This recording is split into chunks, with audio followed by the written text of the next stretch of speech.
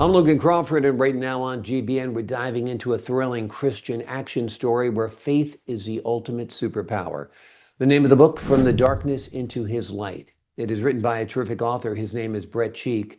And in the book, he introduces us to Steve Frost, a homeless U.S. veteran chosen by God to battle the evil forces ravaging his city. Guided by the Archangel Michael and strengthened by his faith, Steve's fight is an epic blend of spiritual warfare, courage, and redemption. We're delighted to have this very talented author join us here today. We thank the team at Atticus Publishing for helping us put him on TV today, and we ask viewers like you to support authors like him by subscribing to our channel and by purchasing his amazing book. The links are below this interview. Bret, thanks so much for joining me here today. Thanks for having me. My pleasure. I understand you are a fan of comic books. So I got to ask you, DC or Marvel? What's your favorite? Probably DC because I was always a Superman guy. Same here. I think it's our generation. Like the kids today all like neurotic superheroes, so they like Marvel. I wanted Yeah, my superhero to be Superman or Batman and not so conflicted about everything. Although Batman's a little conflicted from time to time. yeah, well, he's got his moments, right? Exactly. It's a little brooding, but Superman, George Reeves, that's my guy. There you go. Yep. Talk to us about why you decided to make a Christian superhero.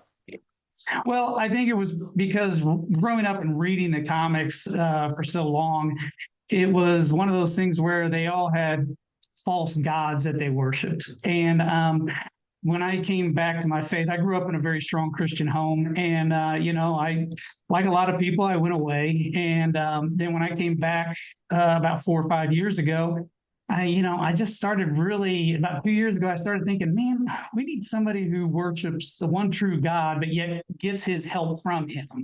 So I thought it would be kind of cool for the younger generation and even our generation, who grew up reading them, to be able to relate to this guy. I mean, he's literally at the bottom of the barrel. Why did you choose a homeless veteran to be the superhero? Well, it's we have a lot of veterans in my family, Hmm. and I sympathize with them, and I think very highly of those men and women who have fought for this country and our freedoms. And so many of them are on the streets, but I don't know. It just really hit home with me, and I thought it would be really cool to have a patriot um, do this whole battling. Oh, absolutely. And I think it also reminds us of the plight of veterans. There really should be no such thing as a homeless veteran in this country. If you've served our nation, you know what? Let's create housing for you. You might have PTSD or whatever it is or struggling. You know what? You deserve a place to live. I mean, that's one Absolutely. population that this country should focus on like a laser beam and take care of. And I think every American would agree with that. Talk to us a little bit about how Steve's military background prepares him for the spiritual battles he must face. Well, I think a lot of it is I have him actually going through. I kind of wanted to bring him in, my era. When I was young and in high school, Desert Storm started. Hmm. So, and it was for me, I thought I wanted it to be that guy. So when he goes in and to battle and things like that, I think what prepared him was the awareness and being ready to go all the time. But yet, he's also battling that PTSD. And but I think having something to fall back on with his faith, I think, it kind of regenerates for him. And the war itself, kind of just bringing all this stuff back and him being able to ready to fight, which is going to give him all those things. But as you read the book, you find out he really doesn't need any help because he gets it from Michael himself. Yeah. Talk to us about when Steve meets the Archangel Michael.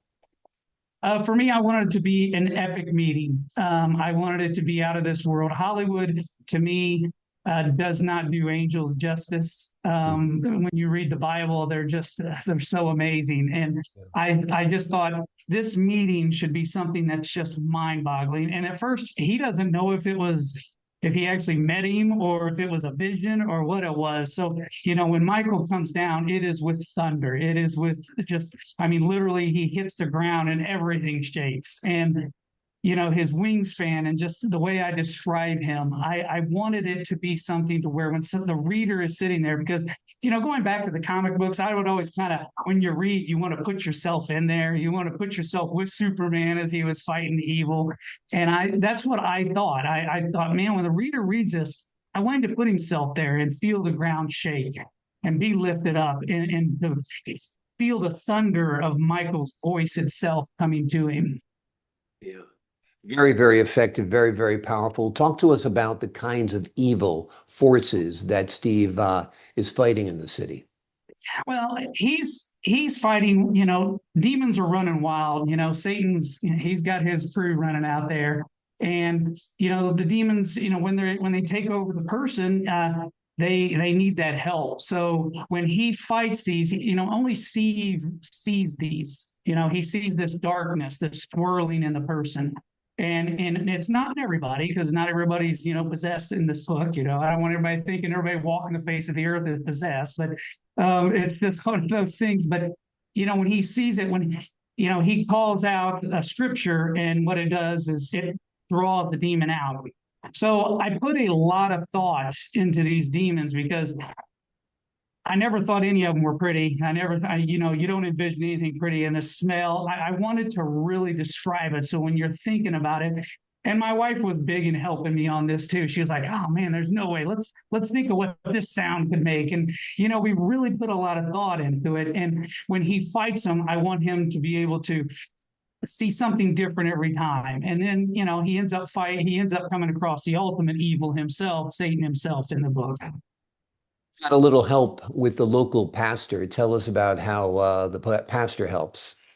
Yeah, well, the pastor kind of gets pulled in by the Lord and by the plan from the Lord. And so Michael's plan for him is, he is to help Steve bring these people to the Lord after the house is clean. He's to go in and bring the Lord into them and preach to them. And he's a local pastor downtown at the church. He's doing all he can to put his help into the downtown city and to help save it. And he goes out with Steve, during their battles, but Steve always keeps him away. The orders were very clear from Michael. He is to never be involved. So he keeps him away from the battles, but he's there to help afterwards to kind of clean up the mess, if you know what I mean.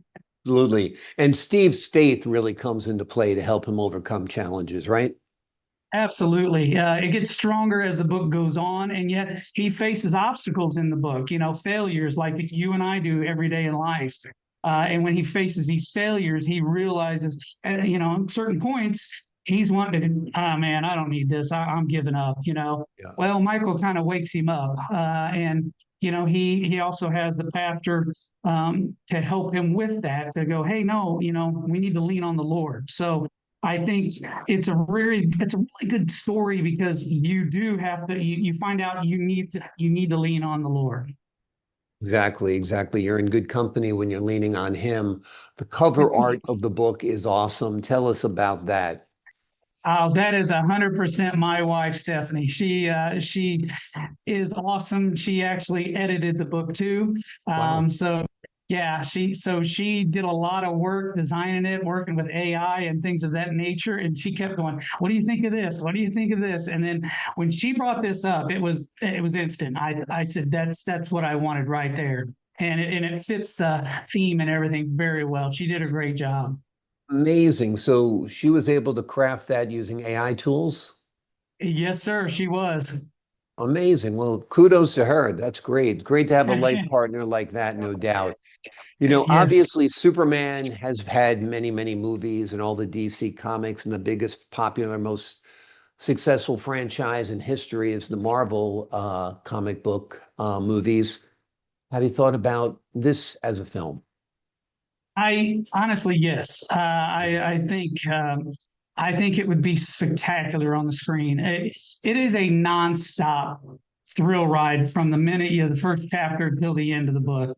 I wanted to make sure that there was nothing slow in it, because for me, when I'm watching a movie, I'm I don't like the boring parts. But it's a thrill ride, and I can see, you know if you're asking my dream, it's to have Angel Studios call me up and go, "Hey, we want to do this as a movie. So, Yeah. hey guys, get a hold of this." But Great. I just, Well, you've done the hard work. You've put together the book. You've sent the message out there. You've created the story. So hopefully you do get that call. That'd be I would love terrific. it. Yeah, I think it would be great for the public. We need. I don't know. We see a lot on TV. You're on TV. You know what I'm talking about. It's So, it's I want to rip my eyes out, the stuff I see on TV. It's so offensive to me as a Christian, you know? yeah, I want people to be able to have their kids be able to sit down. Now, this book gets pretty graphic with the demons and the descriptions. I'm not going to say not, it doesn't, but I mean, this is something a kid could watch and turn around and go, now that's a hero, and then turn Exactly. around and go, you know what? He reads his Bible. Maybe I should start doing that.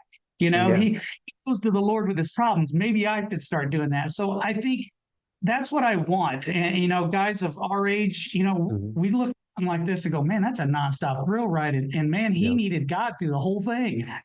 Exactly. And we all do it, no matter where we are in our lives, whatever stage. If you're not walking with God, you're walking alone, and that's a bad way to be walking. That's for sure. Are you thinking about writing a sequel to this? It's funny that you say that. I'm going to be starting the sequel to it this weekend. I'm going to start writing it. My wife is so great with ideas, and she throws them to me, and then I throw them back to her. And then we got to sit here and remember. She goes, "Hey, get up there and write that down." So yeah, we are definitely going with a sequel. There's so many places this can go, and we're so excited with the new story. I'm going to tell you right now, this next one's probably going to be almost double the size of the book, but it is going to be a thrill ride. And we're real excited about the ideas we have for the next book. Awesome, awesome. It's great. You guys are supercharged, turbocharged about this, really having a great time creating and writing. And I'm glad you're doing so well with this book. And I'm glad that you're working on a sequel because the first book is terrific. The book we've been focusing on today is called From the Darkness into His Light. It is a powerful Christian action story where faith, courage, and purpose conquer evil. Bret, thank you so much for joining me here today. Thank you for having me. It's been a pleasure, sir. It's been a great honor to talk to you as well. To the folks at home, I'm Logan Crawford for the Global Book Network. So long for now.